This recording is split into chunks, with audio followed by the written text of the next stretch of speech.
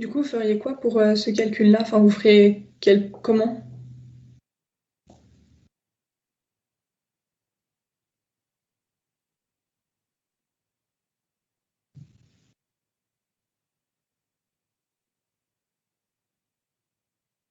Et peut-être avant de commencer les calculs, tu penses que tu peux nous expliquer, genre, faire comment dire, un peu le vocabulaire et puis peut-être ce qu'on cherche, comme ça nous s'indique. Je sais pas Ok. si tu vois. Plus ou moins, je crois. Bah, vous voulez que je vous explique du coup comment j'aurais fait ça? C'est ça que t'entends, Adélaïde? Bah oui, et puis comme ça on comprend aussi le vocabulaire et où est-ce que la question veut nous emmener. Ok. Alors, bah là, ce qu'il nous demande, c'est les coûts variables unitaires. Du coup, ce que j'avais fait,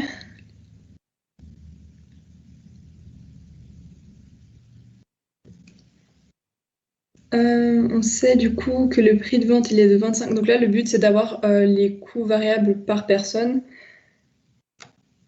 Alors, moi, j'y vais beaucoup par déduction quand je fais ce genre de choses. Genre, c'est vrai qu'il y a le formulaire du prof, etc., qui aide beaucoup d'un côté. Mais souvent, moi, j'y vais juste. Enfin, honnêtement, je tente voir ce qui me paraît le plus logique ou pas. Donc là, oui, Vanina, c'est 10 du coup. Du coup, tu veux expliquer comment t'as fait? Bah, si tu veux, bah, franchement, j'y suis allée par déduction. Puis ceux qui me connaissent savent que c'est pas la matière, du coup, je pense que vous pouvez tous y arriver. Mais j'ai fait 250 000 moins les coûts fixes parce qu'on sait que dans le chiffre d'affaires, il y a les coûts fixes. Mhm. Du coup, ça nous donne 100 000. Ouais. Oui, non, Sans- 150 000, pardon. Ouais. Et après, pour avoir la différence donc de ce qui va nous donner nos coûts variables, j'enlève le profit net, Mhm. donc 50 000. Donc là, ça fait 100 000. Donc ça, je mets de côté. Et ensuite, pour avoir le nombre de couverts, j'avais fait 250 000 divisé par 25. Ouais. Et je ne sais plus combien ça m'a donné. Normalement, ça donne 10 000, je crois. Voilà, et bah du coup, j'ai fait 100 000 divisé par 10 000, parce qu'on veut par nombre de couverts, et ça fait 10. Ouais, c'est exactement ça. J'ai fait la même chose que toi. Ok, parfait.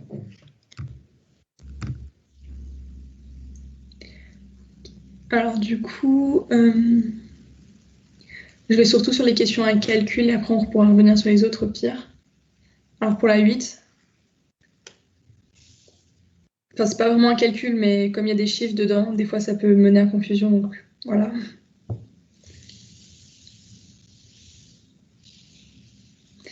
Donc là, on nous dit que le ticket moyen, il a augmenté et que le profit net par client a augmenté aussi. Et moi, j'y vais par des... Enfin, j'élimine, on va dire, ce que je sais à 100% que ça va pas être ça. Donc, on nous dit le prix de menu a augmenté. Pas, enfin, pas forcément. Pour moi, ça peut pas être ça. Des prix plus chers font fuir le client. Bah, du coup, non. Pourquoi ça ferait fuir le client si on a plus, entre guillemets, de profit net au retour? Euh, les coûts fixes par couvert vont augmenter. Pourquoi les coûts fixes augmenteraient, sachant que c'est des coûts fixes? C'est les coûts variables qui pourraient augmenter. Le chiffre d'affaires serait plus haut qu'avant. Ça non plus, on n'a pas vraiment d'indication parce que enfin, on ne sait pas vraiment. Et du coup, normalement, là, la réponse est le coût total moyen par client est plus haut qu'avant. Hello, j'ai juste une question. Oui. Pourquoi ça peut pas être le prix du menu qui a augmenté? En fait, j'arrive pas à comprendre parce que moi j'aurais mis ça. Euh, pourquoi ça peut... Alors, attends, je sais que j'avais pas... Parce que je me suis dit que du coup ça allait faire augmenter le ticket moyen et ben, le profit net par client, ça me parlait un peu moins. Du coup, j'étais plutôt partie là-dessus, puis je sais pas pourquoi ne pas mettre ça. Je t'avouerai que moi, j'ai beaucoup hésité entre les deux. Et après, je me suis dit que par la facilité, j'aurais mis le prix du menu à augmenter. Du coup, j'ai mis l'autre. Ok. Ok. Mais pourquoi la raison exacte, je suis pas sûre. Ok.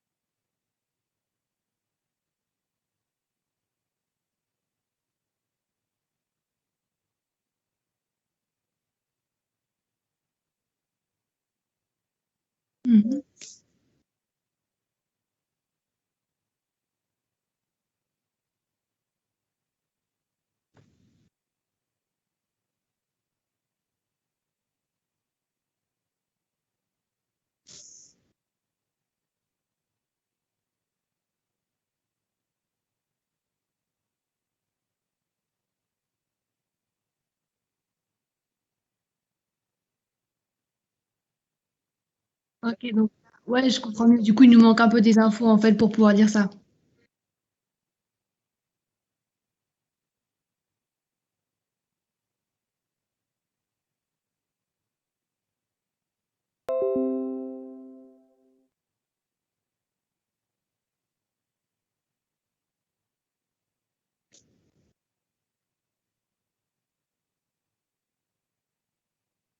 Ok, top, merci beaucoup.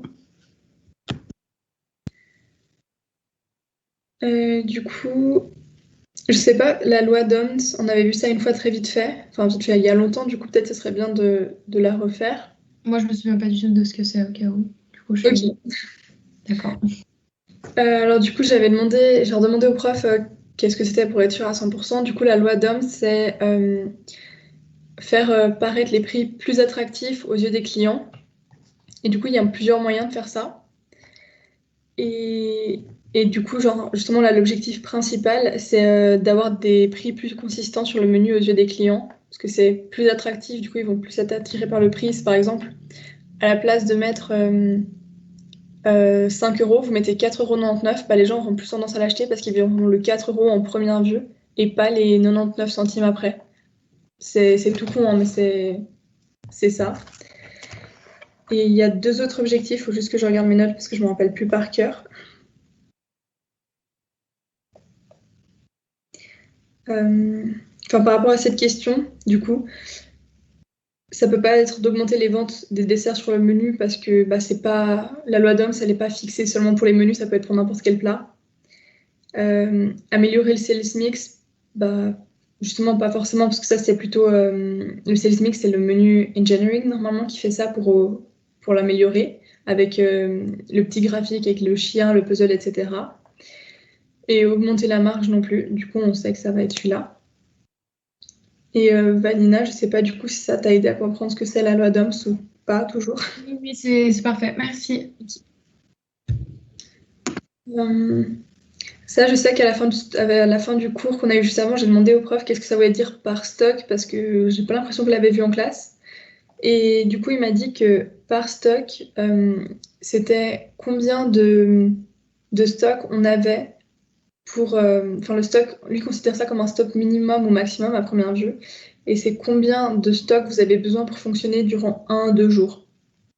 Donc, je sais pas pourquoi là, il a mis par stock et pas plutôt stock minimum, mais il m'a dit que ça pouvait être considéré comme maximum, minimum. Enfin, voilà. Vous connaissez les explications du prof, c'est pas très clair. Prochain.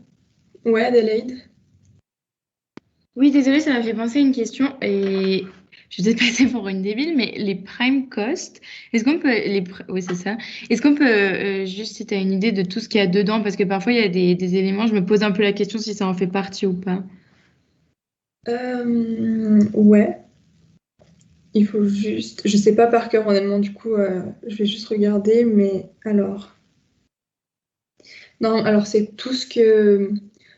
Ok, les prime costs, c'est tout ce que tu utilises pour ton opération. Donc là, ça va être normalement euh, genre les achats de nourriture, etc. Et le total des coûts du travail.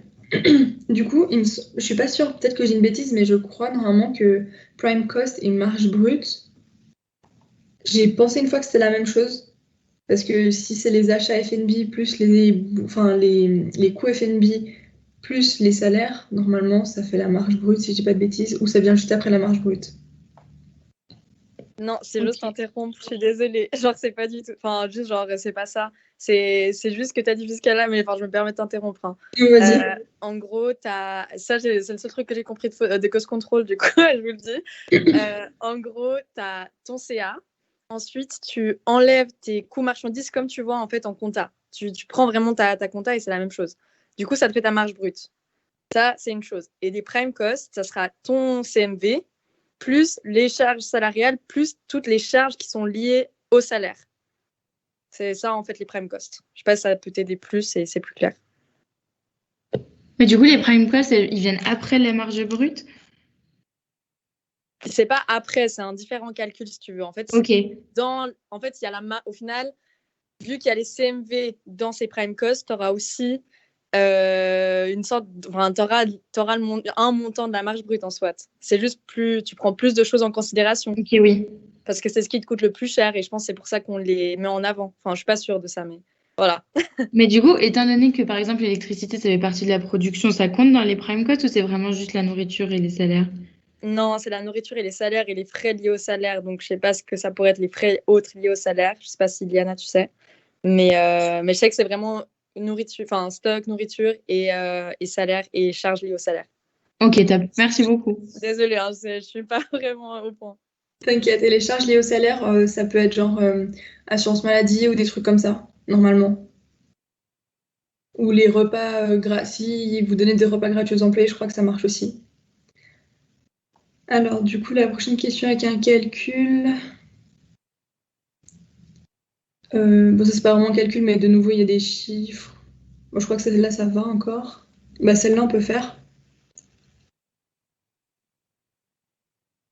Donc, ça, c'est de faire le test je sais plus, boucher ou voucher, je sais plus comment on dit ça. Et du coup, pour faire ça, c'est le. Attendez pas que j'échange parce que j'ai pas envie de vous redire de bêtises comme j'ai fait avant. C'est le net divisé par le brut. Du coup, vous prenez.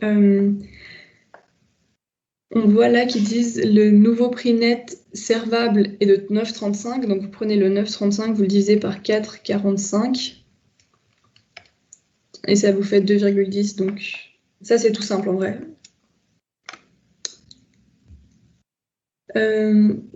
Juste, Liana, en fait, moi j'ai un peu. Genre, je comprends pas trop à quoi ça sert de calculer le facteur coût au kilo. Enfin, j'ai compris le calcul, mais je comprends pas à quoi ça sert. Alors, en gros, ça va te servir à recalculer. Admettons, on te dit, on te donne ces informations-là, et Mhm. après on te dit comme information le poids net, enfin vous rachetez la même qualité, mais à un prix différent, et du coup ça va te repermettre de calculer ça plus rapidement grâce à Ok, ce chiffre-là. d'accord. Ok, parfait, merci. Pas de souci. Là, c'est plus ou moins la même chose, sauf qu'on vous demande du coup le prix net, sachant que vous avez le rendement. Du coup, un prix net, déjà, vous pouvez penser que si le prix je vais y arriver, pardon. Le prix net sera toujours plus haut que le prix brut. Donc, moi, ce que je fais, c'est que pour ces choses-là, je fais souvent une règle de 3. Du coup, je prends les 3,25. Euh... Attendez, j'ai un doute sur le coup. Normalement, j'ai fait 3... 3,25 plus 70% et ça donne normalement directement... Non, du tout. Ok, très bien.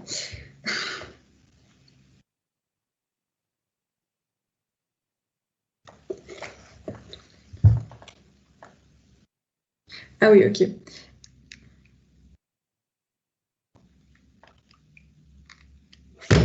Ok, alors là, ce que j'ai fait, c'est une règle de 3. Du coup, comme j'ai dit avant, sauf que j'ai interverti mes pourcentages. Donc, j'ai fait 3,25 fois 100% divisé par 70 et ça va me donner 4,64. Donc, celui-là.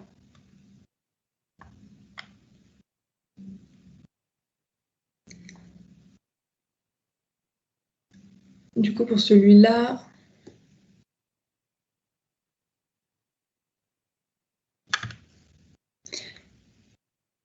est-ce que le coût de revient du plat, ça va à tout le monde ou vous voulez aussi leur faire celui-là? Moi, je veux bien, s'il te plaît.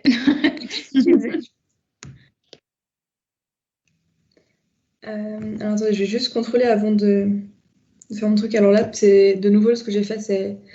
Il me semble que lui il passe par des calculs, etc. Et moi, tout simplement, tu fais 40 € moins 70%, ça va donner 12 €.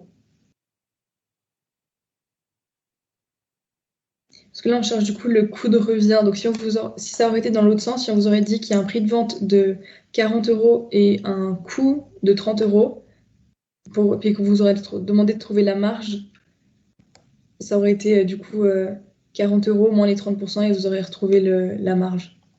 C'est souvent juste à intervertir les choses comme ça. Vous avez 2-3 formules à apprendre Et après, ça va tout seul. Donc ça, c'est de nouveau la même chose qu'avant, c'est le test du boucher.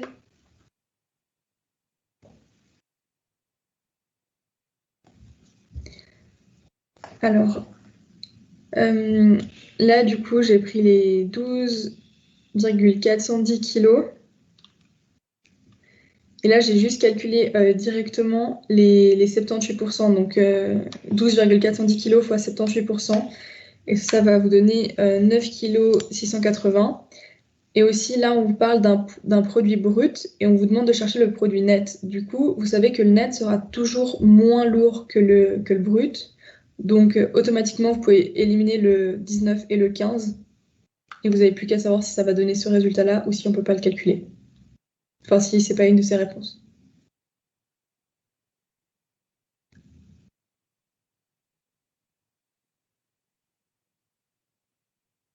Donc ça, c'est ce que je te dis. Oui, Adélaïde?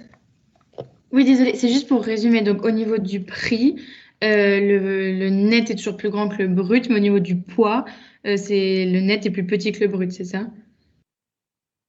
Oui.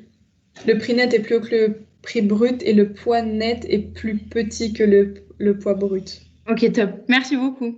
Pas de souci. Puis ça, c'est de nouveau la même chose du coup.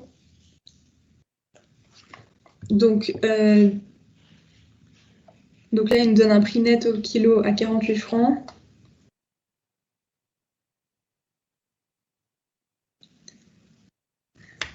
Ah oui, donc là, en fait, il nous demande qu'est-ce qu'on aurait besoin comme information supplémentaire pour pouvoir calculer, enfin pour savoir si on va acheter le bœuf directement au marché ou si on va l'acheter brut et que c'est nous qu'on va le préparer.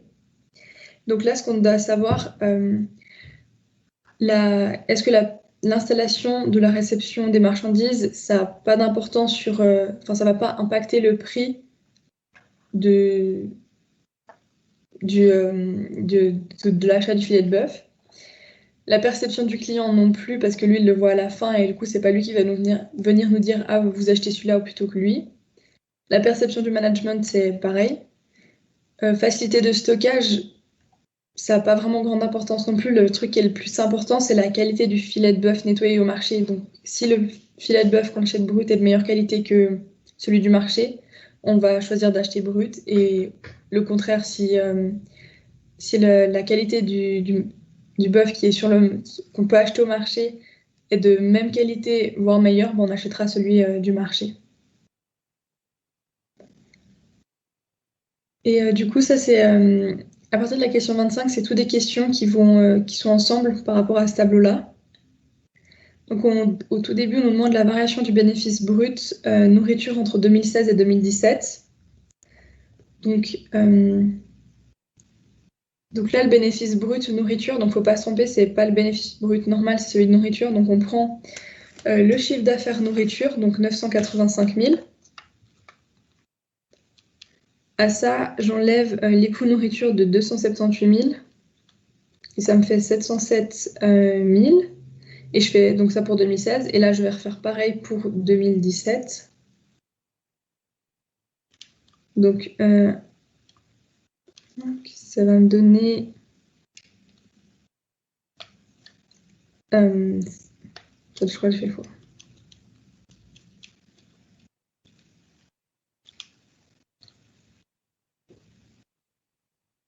Ça va me donner 703 000.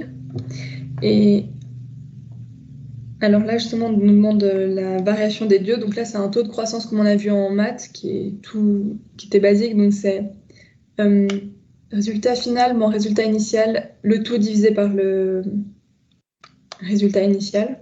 Enfin, les montants initiaux, pardon, et finaux. Donc 707 000 moins 703 000 divisé par 703 000.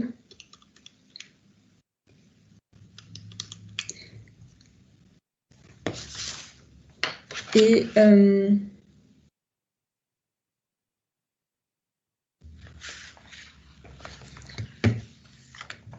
ça, c'est censé vous donner 0,56. Mais comme j'ai le corrigé avec mon iPad, je vois que j'ai pas la bonne réponse. Du coup,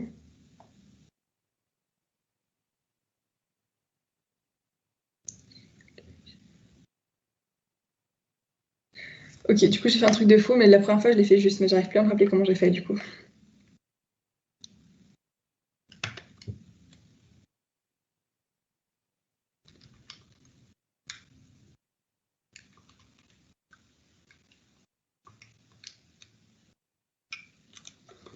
Ok. Donc là, la réponse était aucune des réponses ci-dessous est correcte. Après, très honnêtement, là, je viens de leur faire faux.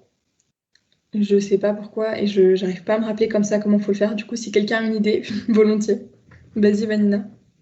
Je sais pas du tout, mais peut-être qu'il faut aussi enlever tout ce qui est autres coûts de salariaux comme avantages en nature ou autres avantages. Je sais pas, hein, je propose. Parce Bah, ça que s'appelle Prime Cost, comme elle avait dit Alix avant, quand tu enlèves les coûts salariaux et les autres coûts. Mais je crois qu'il faut enlever les coûts des salaires par contre, mais pas les autres coûts salariaux. Mais du coup, pardon, je me permets de vous interrompre. Du coup, c'est pas ça, parce que là, on cherche le bénéfice brut. Du coup, dans ces moments-là, on sait que c'est notre chiffre d'affaires. Bah, comme on compta, on n'enlève rien. Je sais pas si ça peut t'aider de faire le comparatif avec la compta. Moi, ça m'aide un peu. Et c'est pour ça, là, c'est juste le calcul que tu as dit. Donc, mais vu que c'est. En fait, genre, j'ai l'impression que tu te mélanges, Liana, parce que vu que c'est aucune des réponses, bah, justement, c'est normal que tu n'aies pas le nombre. Tu Non, vois mais ce que là, je veux si dire? j'ai fait le calcul, j'ai trouvé 0,56. Et il y a une des réponses Ah qui merde, est ok. Bah attends, 0,56. je recalcule, j'arrive. J'espère que je vais trouver un truc qui est pas dans les réponses. Non, oui, alors justement, là, j'ai retrouvé. En fait, j'avais fait les, le chiffre d'affaires nourriture à 985 000, moins les food costs 278 000 et moins les coûts salariaux à 383 000. La même chose pour 2017, et puis ça donne justement aucun résultat. Et, euh, et je sais que du coup, bah, moi, j'avais marqué dans mes notes que la marge brute, c'était les chiffres d'affaires moins coûts FNB moins les coûts salariaux. Mais après, vu qu'Alix t'a fait la correction pour dire que c'était prime cost, mais je crois que prime cost, c'est seulement quand on ajoute les avantages en nature, et que quand il n'y a pas ça, c'est marge brute. Mais peut-être que je dis une bêtise, mais moi, c'est ça que j'avais compris. Juste moi j'ai une question, j'ai pas trop compris du coup le calcul. Tu prends nourriture, du coup moins les food cost nourriture, Ouais. et après tu fais juste un taux entre les deux. En fait, Enfin j'ai tu fais ça pour 2017, enfin 2016-2017, et tu fais juste un taux entre les deux, mais j'ai pas très bien compris. Alors, je vais leur faire du coup, j'ai fait 985 000, donc le Mhm. chiffre d'affaires nourriture, Ok. moins les food cost nourriture de 278 000, Mhm. et moins les coûts salariaux de 383 000.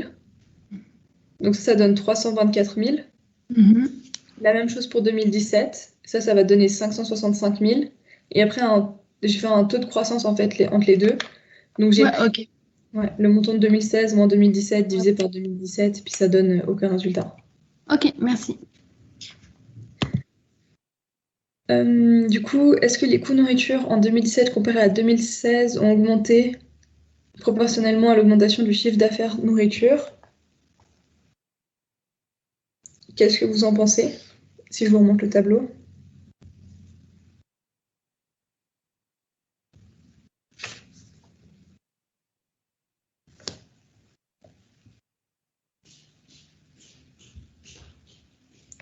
Donc là, en fait, ce que moi j'avais fait, c'est que j'avais calculé. Du coup, on nous demande est-ce que les coûts nourriture, ils ont augmenté proportionnellement? Donc, j'ai calculé le pourcentage de 278 000 sur le chiffre d'affaires. Donc, 278 000 divisé par 985 000.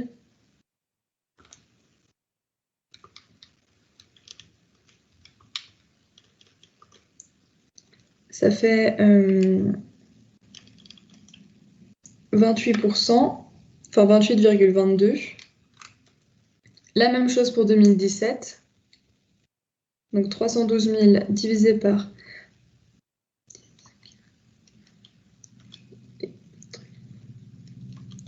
ça donne 30,73%. Donc là, on voit que le pourcentage, il n'est pas le même. Donc, est-ce que nos coûts nourriture, ils ont augmenté proportionnellement?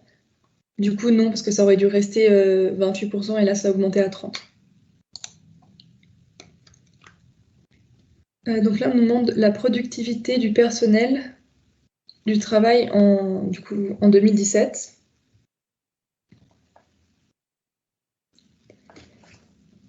Ça, très honnêtement, quand j'ai fait mon examen, je l'ai eu faux.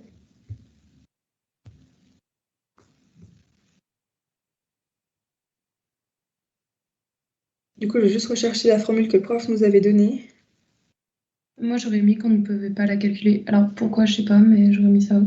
Oui, moi, c'est ce que j'avais mis, et puis du coup, j'ai eu faux. D'accord.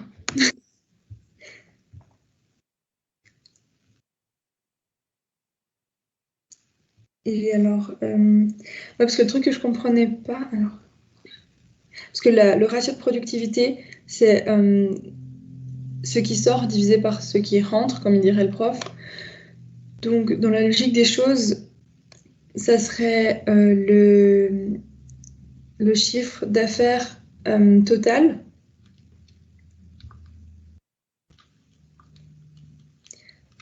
divisé par normalement les total prime costs.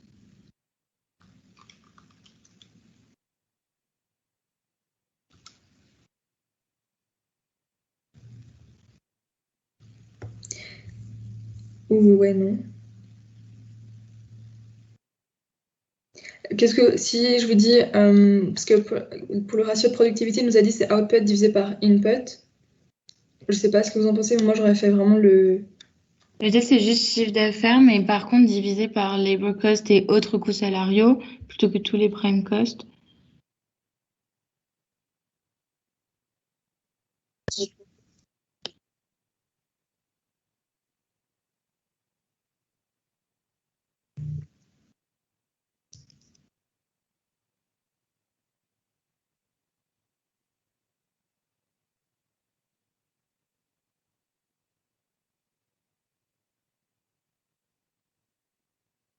Ok.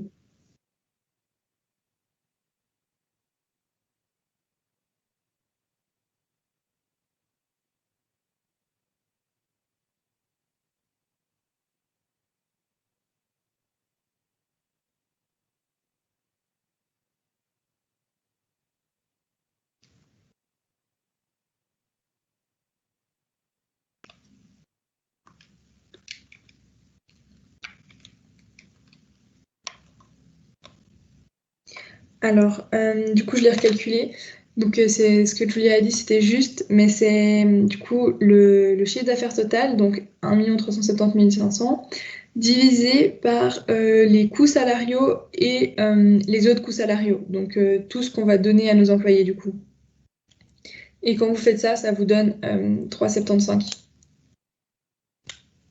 Parce que si vous faites seulement du coup, le chiffre d'affaires total divisé par les coûts salariaux, ça va vous donner 3,79, mais du coup, vu que j'ai le corrigé sous les yeux, c'est 3,75.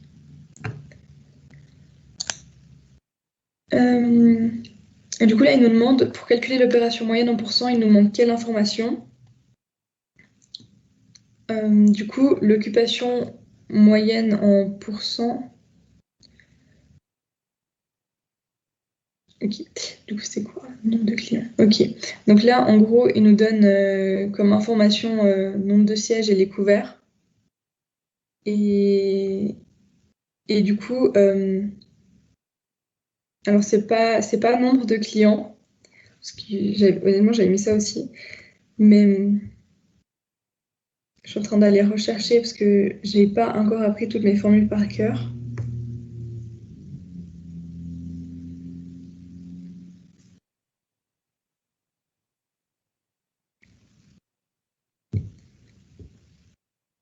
Du coup, en fait, donc là,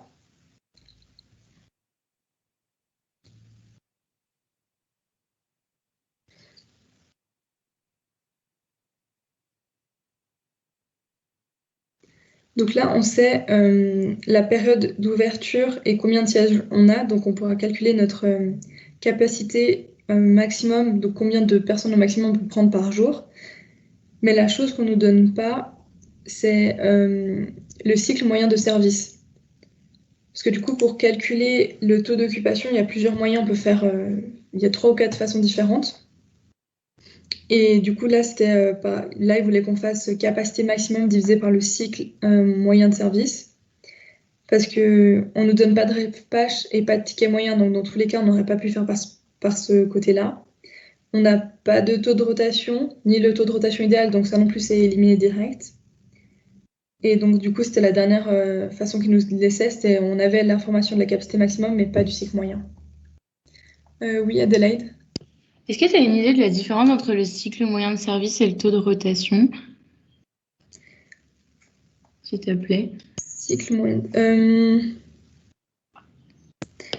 Le cycle moyen de service, normalement, c'est combien de temps en moyenne les gens ils restent en fait assis à leur table en train de manger. Et tu m'as dit, pardon, par rapport à quoi? À l'occupation moyenne, c'est ça? Non, à la rotation. À la rotation. Et la rotation, ok. Donc en gros, comme je t'ai dit, le cycle moyen, c'est combien de temps tu restes assise à manger. Et le taux de rotation, c'est combien de fois en fait une nouvelle personne va aller s'asseoir sur cette chaise pour manger un nouveau plat. Top, merci beaucoup. Pas de souci. Et du coup, là justement, on parle du taux de rotation. Donc là, on nous demande pour une rotation de 3, le restaurant doit faire combien de couverts? Donc là, on voit que le restaurant, il fait actuellement 125 couverts. Et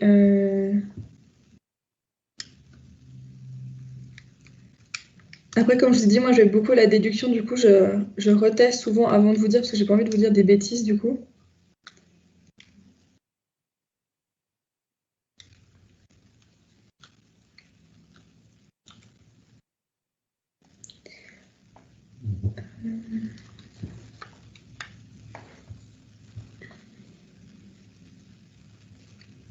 Alors, le taux de rotation, je l'ai retrouvé, désolée.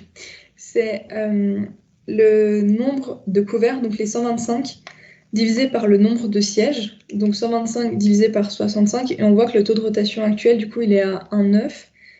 Et donc, si on va dans l'autre sens,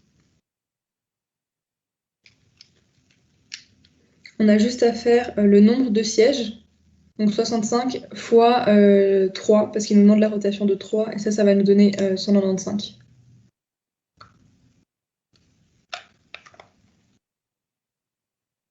Et du coup, là, on a fait tout ce qui était calcul dans l'examen.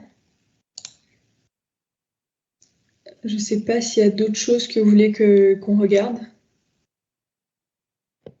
Moi, c'est tout bon, merci beaucoup. Moi, j'ai juste encore Moi une aussi, dernière question. merci. Ouais. Le test Boucher, tu sais à quoi il sert? Je sais qu'il avait expliqué, mais j'ai toujours pas compris. Alors, en fait, le test de Boucher, c'est comme j'ai expliqué avant à Vanina, c'est en gros, il te donne. Attendez, je vais retrouver sur la question. Il te donne un prix brut. Il te donne un prix brut, voilà, 4,45. Et là, il te donne aussi un prix net. Donc là, tu peux calculer ce chiffre qui est de 2,1.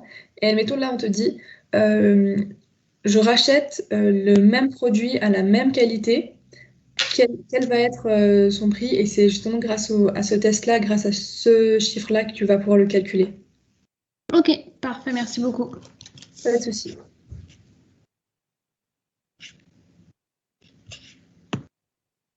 Est-ce que du coup, il y a quelqu'un d'autre qui a une question?